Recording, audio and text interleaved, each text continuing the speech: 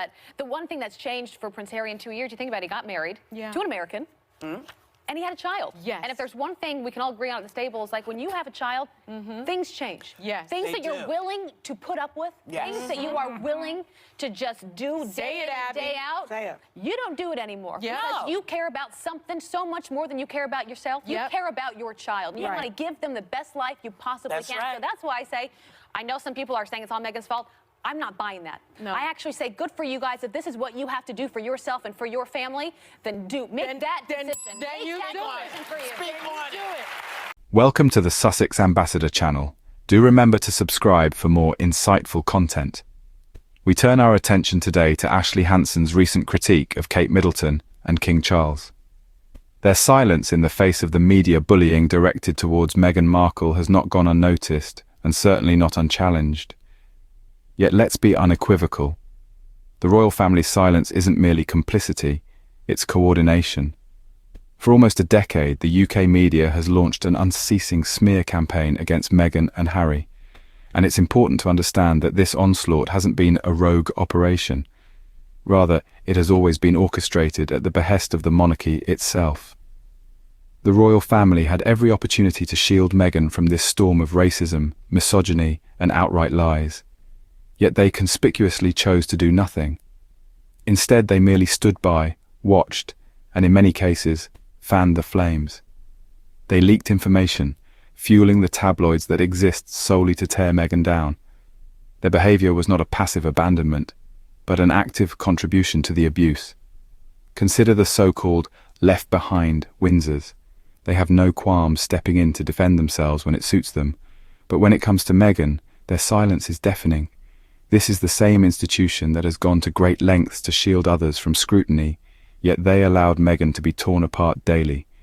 This stark contrast proves yet again that their cruelty is calculated. The monarchy, it seems, is not just outdated, it is rotten to the core. It's a system built on protecting its own power at any cost, even if that means sacrificing one of its own to the wolves. Meghan and Harry never stood a chance within that system, and their decision to leave was the only way to survive. The royal family's failure to protect Meghan isn't just negligence, it's betrayal, and history will remember who stood up for her and who stood back and watched. The royal family had every opportunity to protect Meghan, yet chose to do nothing. The UK media's relentless smear campaign against Meghan and Harry has been nothing short of toxic. It's a dark tale of a media frenzy, where the press seemingly took a twisted delight in tormenting a couple who simply wanted to live their lives in peace. The newspapers and tabloids, both print and digital, bombarded us with a daily dose of slanderous tales, painting Meghan and Harry as villains, rebels, and outcasts. They paraded stories of racism, misogyny, and outright lies before the public, tainting the couple's image with a brush dipped in venom.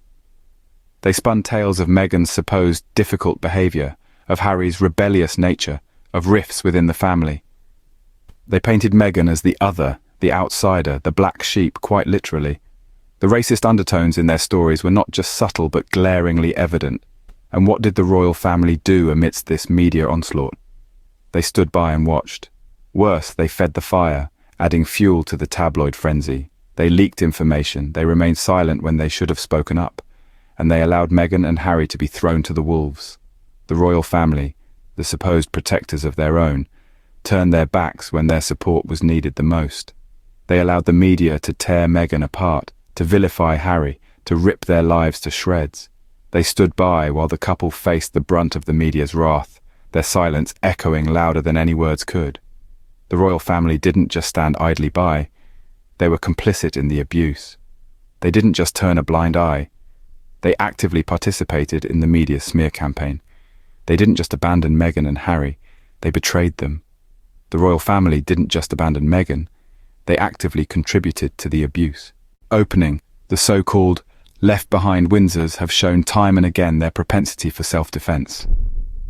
One may observe the impressive agility and swiftness with which the royal family leaps to their own defense when they find themselves under the media's microscope. Oh, how they rally, how they unite, how they brandish their power to shield themselves from the slings and arrows of outrageous scrutiny. This is an institution that has perfected the art of self-preservation, of circling the wagons and protecting their own when the winds of scandal blow in their direction. Yet, when Meghan Markle found herself the target of an unrelenting and ruthless media onslaught, that same family, those same left-behind Windsors, chose silence over solidarity. They chose to watch from the sidelines as Meghan was subjected to a daily barrage of racism, misogyny, and falsehoods. They offered no shield, no defense, no outcry against the injustice. They were silent, but let us not mistake this silence for mere indifference or neglect. This was no passive act. This silence, this inaction, was a choice. A calculated decision designed to preserve their own image at the expense of Meghan's well-being. Therein lies the calculated cruelty of the monarchy, an institution that is not just outdated, but rotten at its very core. A system that places the preservation of power above all else, even the safety and dignity of one of their own. An institution that is willing to throw one of its own to the wolves, to sacrifice them on the altar of public opinion, in order to maintain the status quo. This is the true character of the royal family. A family that will defend their own when it suits them, yet abandon one of their own when it does not. A family that is more interested in protecting their image than protecting their own. Closing. When it comes to Meghan, their silence is deafening. The royal family's failure to protect Meghan isn't just negligence, it's betrayal. A heavy truth indeed. The royal family, the institution that should have been the fortress against the media onslaught, instead became the architects of Meghan's torment. Day by day, they allowed her to be torn apart, proving that their cruelty is as calculated as a chess game. In the grand scheme of things, Meghan Markle was merely a pawn, a sacrificial lamb offered up to the wolves of the media, while the royal family looked on from their ivory tower. Their silence was not born out of ignorance, but of deliberate intent. Each slanderous headline, each invasive paparazzi shot, each scornful critique was a blow they were willing to let her withstand. And the most chilling fact of all, Meghan and Prince Harry never stood a chance within that system. The monarchy, with its centuries-old traditions and unyielding protocols, was an unscalable wall. The couple's attempts to bring about change were met with resistance and ultimately rejection. The royal family's refusal to adapt, to stand up for what's right, left Meghan and Harry with no other choice but to leave. Their decision to step back was not an act of defiance, but a desperate bid for survival. A plea for a life away from the relentless scrutiny and the toxic environment that had been so meticulously crafted by those who should have protected them. But let us not forget, the royal family's betrayal goes beyond Meghan and Harry. It is a betrayal of the public, of the values of decency and compassion that they are supposed to uphold. The monarchy, as it stands, is not just outdated, it is rotten to the core. It is an institution built on a foundation of self-preservation, willing to sacrifice its own to maintain its power. This is the harsh reality we must confront, and this is why we must stand with Meghan and Harry to oppose this betrayal and demand change. Because in the end, the royal family's failure to protect one of their own is a failure to us all. History has a way of remembering those who stood up for what was right. It is during the darkest times that the true character of individuals and institutions is revealed. The relentless onslaught against Meghan Markle by the UK media and the deafening silence from the royal family have laid bare the true nature of the monarchy.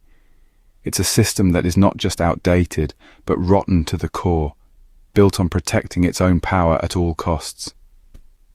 In the face of this, Meghan and Harry made the brave decision to step away, to protect themselves and their family from an institution that had proven time and time again that it would not shield them from harm. This decision was not an act of rebellion, but of survival. As we look forward, we must remember those who stood by Meghan and Harry during this time.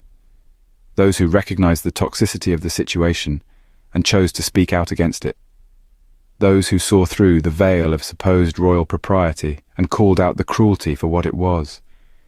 We must also remember those who chose to remain silent, those who watched from the sidelines as Meghan was vilified and betrayed, those who had the power to intervene, but chose to do nothing. History will not forget their complicity in this gross injustice.